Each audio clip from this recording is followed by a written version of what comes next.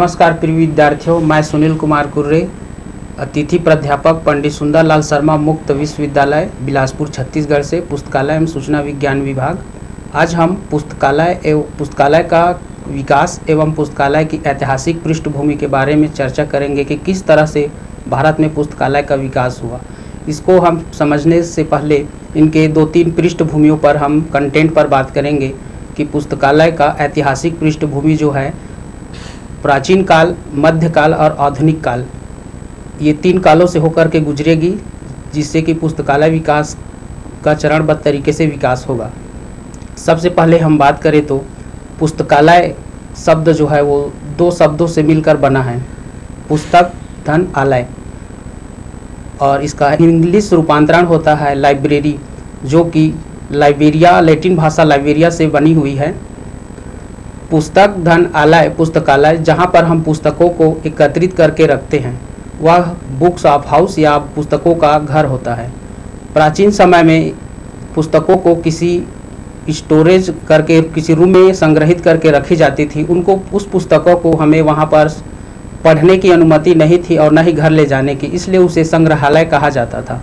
लेकिन धीरे धीरे इसका विकास होते गया और पुस्तकालय जो है वह पुस्तक का जब प्रिंटिंग और मुद्रण कला का विकास हुआ तो वहाँ पर पुस्तक पब्लिश होना जब चालू हुआ तो उस जो संग्रहालय होता है वहाँ पास पुस्तकालय जो है, वहाँ पढ़ने वाले लोग वहाँ जा सकते थे, पुस्तक फिर पढ़ना चालू कर सकते थे। इस तरह से संग्रहालय में हम पुस्तकों को पढ़ नहीं सकते थे, न ही घर ले जा सकते थे, इसलिए उसे संग्रहालय कहा जाता था।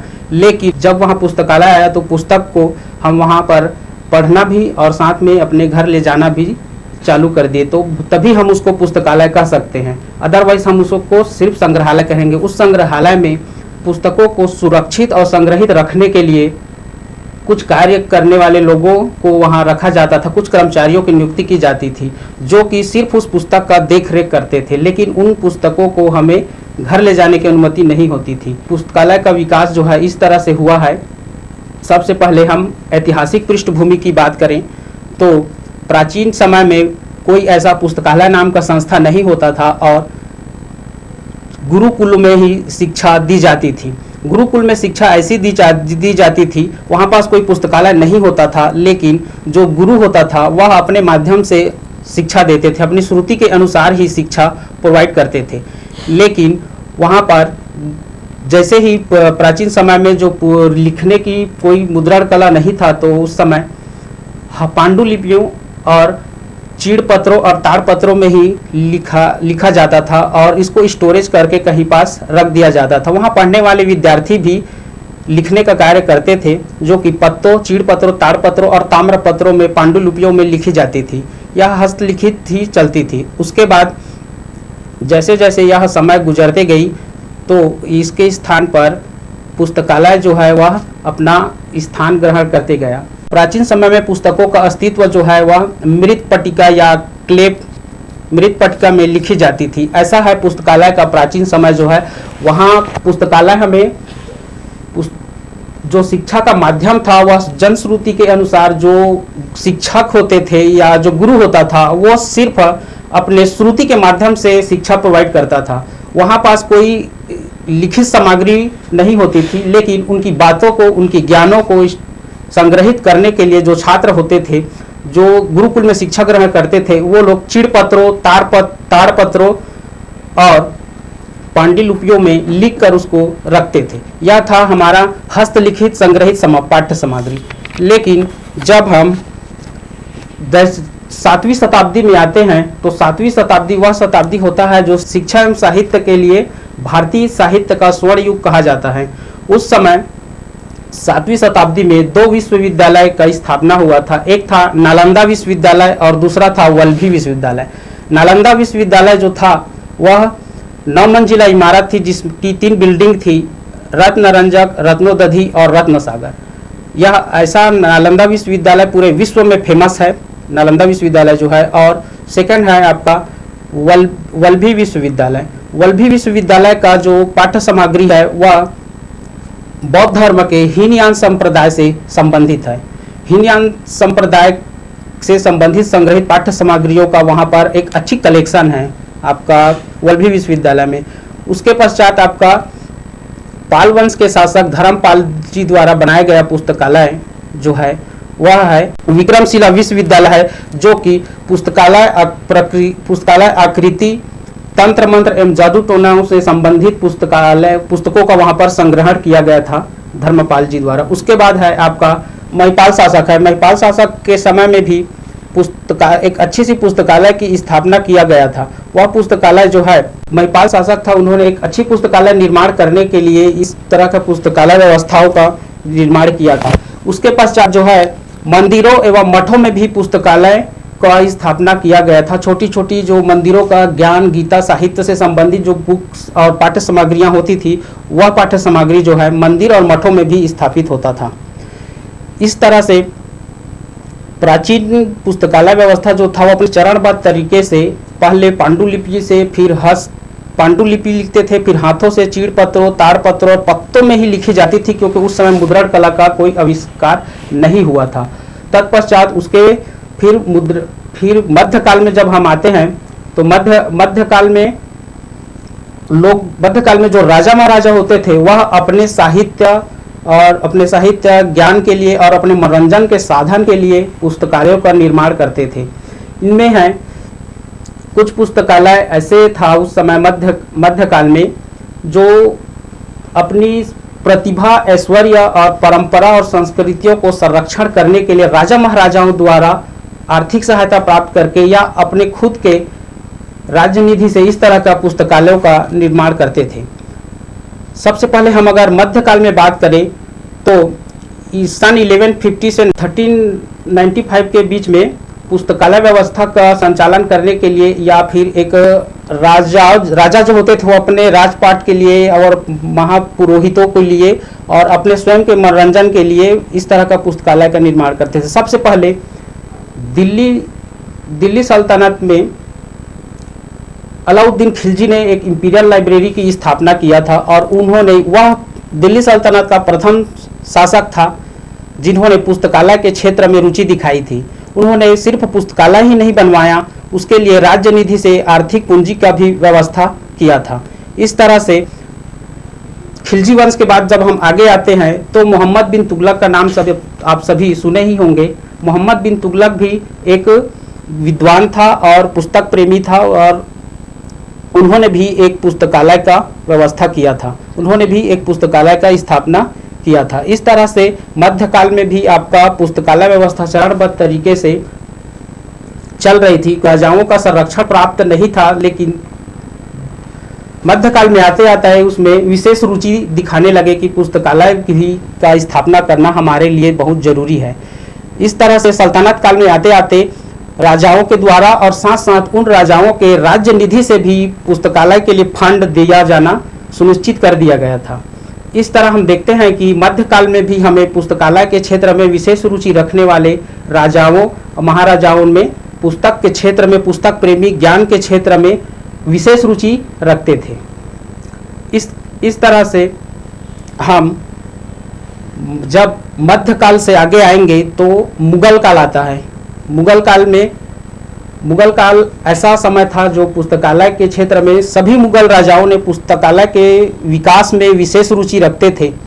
सबसे पहले अगर हम मुगल काल के बारे में बात करें तो बाबर का नाम आता है। आप सभी ने बाबर को जरूर जानते होंगे, अगर जानते नहीं हुए तो नाम तो जरूर ही सुने होंगे कि बाबर एक तुर्की शासक था। वह आया भारत में और बाबर ने एक पुस्तकालय का स्थापना किया था।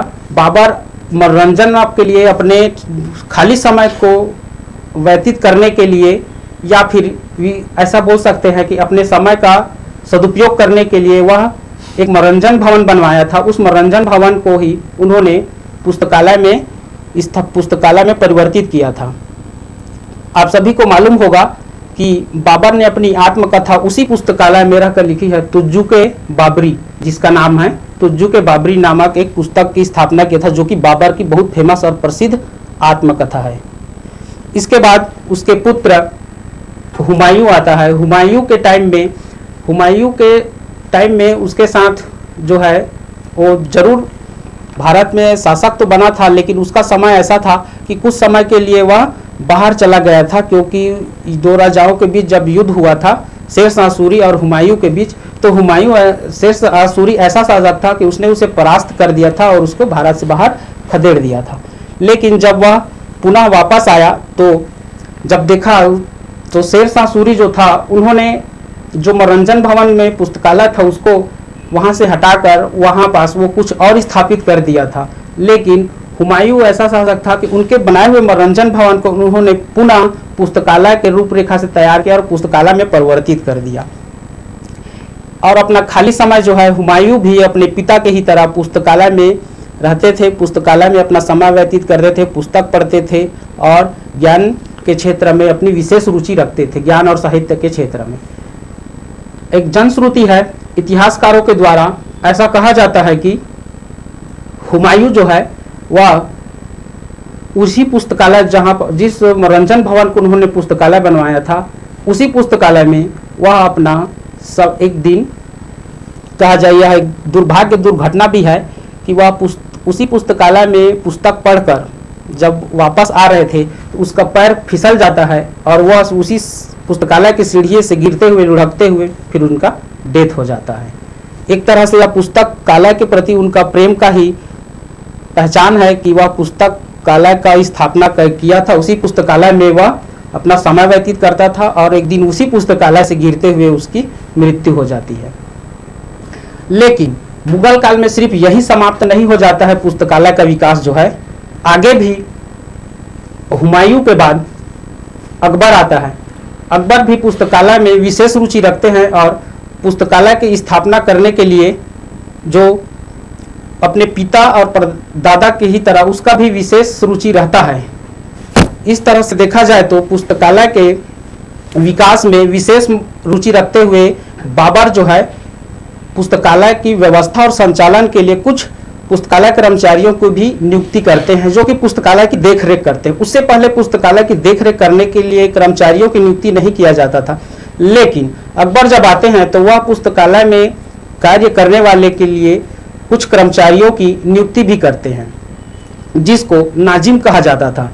और सिर्फ नाजिम ही नहीं थे, उनके साथ साथ कुछ और भी कार्य करने वाले कर्मचारी रहते थे, जैसे कि रंगसाज, जिल्द साज करने वाले, रंग रोपण करने वाले, कर्तक, इस तरह के कर्मचारी रहते थे। और साथ ही वह अपने राज्य निधि से भी पुस्तकालय का संचालन, रख रखाव और व्यवस्था करने के लिए इन कर्मचारियों को राज्य निधि से वेतन भी प्रदान करते थे। इसके साथ साथ अकबर के बाद शाहजहां, जहांगीर और बहादुर शाह जफर मुगल शासकों ने भी विशेष रुचि रखी। जहांगीर ऐसा शासक था जिन्होंने पुस्तकालय की व्यवस्था और संचालन के लिए 3000 स्वर्ण मुद्रा भी प्रदान किए थे। इस तरह से अगर मुगल काल का देखा जाए तो बाकी शासकों में मुगल शासकों ने पुस्तकालय के क्षेत्र में विशेष रुचि और योगदान दिया पुस्तकालय का भारत में विकास करने के लिए। इसके बाद हम मध्यकाल में जो पुस्तकालय व्यवस्था थी वह इस तरह से थी। उसके बाद आगे आते हैं तो हमें आधुनिक काल आता है। आधुनिक काल में पुस्तकालय व्यवस्था जो है वह Royal Asiatic Society of Bengal 1784 में इसकी स्थापना हुई थी। इनके द्वारा जो है 1820 में कलकत्ता पुस्तकालय की स्थापना किया गया था। यह पुस्तकालय जो है वह 1820 में इस पुस्तकालय की स्थापना करने के बाद 1835 में इस पुस्तकालय को इंपीरियल पुस्तकालय का नाम के रूप में इसका परिवर्तित कर दिया गया था। इस पुस्तकालय इंपीरियल जो पुस्तकालय है, जो 1835 में इसको कलकत्ता पुस्तकालय से इंपीरियल पुस्तकालय नाम दिया गया था। इस पुस्तकालय को 902 में लॉर्ड कर्जन के द्वारा इस कलकत्ता पुस्तकालय और इंपीरियल पुस्तकालय को मर्ज कर जनता के लिए 903 में ओपन कर दिया गया था। यह पुस्तकालय जो है कलकत्ता पुस्तकालय, आधुनिक पुस्तकालय जो है वहां से आधुनिक पुस्तकालय का विकास होता है। और इस इंपीरियल लाइब्रेरी का फर्स्ट लाइब्रेरियन के रूप में वह जॉन मैकफार्लेन की नियुक्ति कर देता है। यह जॉन मैकफार्लेन जो है उस पुस्तकालय का संचालन करता है। यहाँ से हमें आधुनिक पुस्तकालय का रूपरेखा तैयार होता है। इसी तरह से एक बड़ौदा का शासक है जिसका नाम है महाराजा सयाजी गायक राव टू। इन्होंने पुस्तकालय पर विशेष रुचि रखते हुए अमेरिका का एक लाइब्रेरियन है W.A. बोर्डन को बड़ौदा बुलाता है।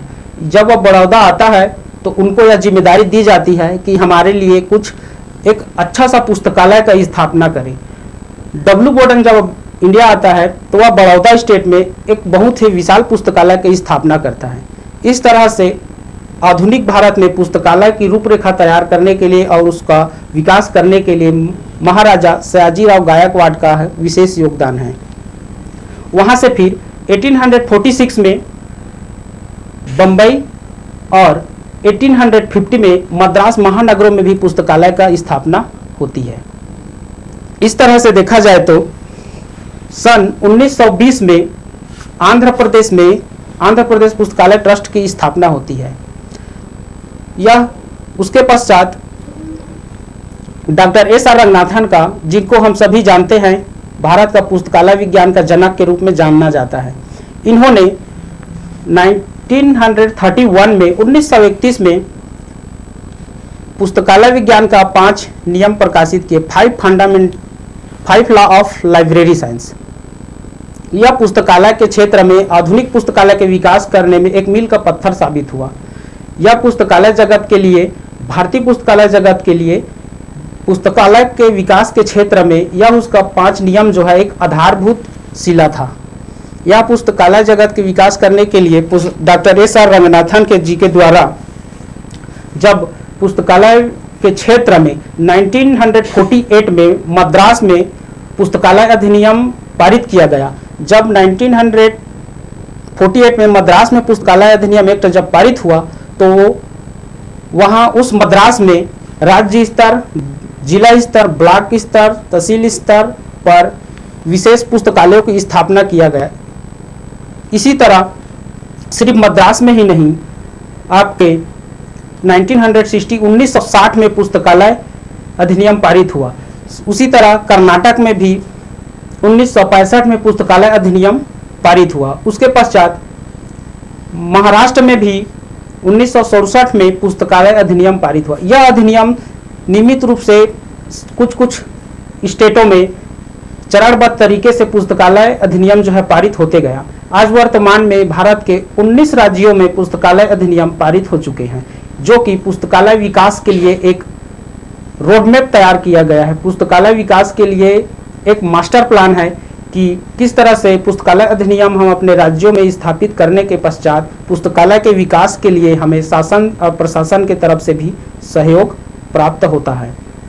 आधुनिक समय में जो पुस्तकालय विकास हो रहा है वो कहीं न कहीं पुस्तकालय अधिनियम का, डॉक्टर S.R. रंगनाथन का योगदान है, जिससे कि मद्रास में पुस्तकालय अधिनियम का स्थापित होने के पश्चात बाकी राज्यों में भी उसी तरह से पुस्तकालय अधिनियम बनते गया। इस तरह से हम देखते हैं कि सिर्फ डॉक्टर रंगनाथन के योगदान से इस तरह का पुस्तकालय का विकास हो रहा है, लेकिन साथ ही साथ कुछ इंटरनेशनल संस्थान भी है जो कि पुस्तकालय विकास के क्षेत्र में विशेष रुचि रखते हैं और अपना फाइनेंशियल टेक्निकल योगदान देते हैं। इसी परिप्रेक्ष्य में यूनेस्को का नाम आप सभी सुने होंगे। यूनेस्को जो है विश्व के सबसे बड़ी संस्था है जो शैक्षणिक, एकेडमिक और सांस्कृतिक के क्षेत्र में अपना योगदान देते हैं। 1951 में यूनेस्को के द्वारा दिल्ली पब्लिक लाइब्रेरी का विकास किया गया था।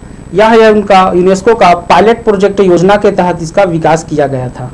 इस तरह से वर्तमान पृष्ठभूमि में देखें तो भारत के 19 राज्यों में पुस्तकालय अधिनियम पारित हो चुके हैं और भी बाकी राज्यों में पुस्तकालय अधिनियम जो है पारित होनी चाहिए। यह चरणबद्ध तरीके से होगा। पुस्तकालय अधिनियम धीरे धीरे काफ़ी राज्यों में पुस्तकालय अधिनियम पारित हो रही है।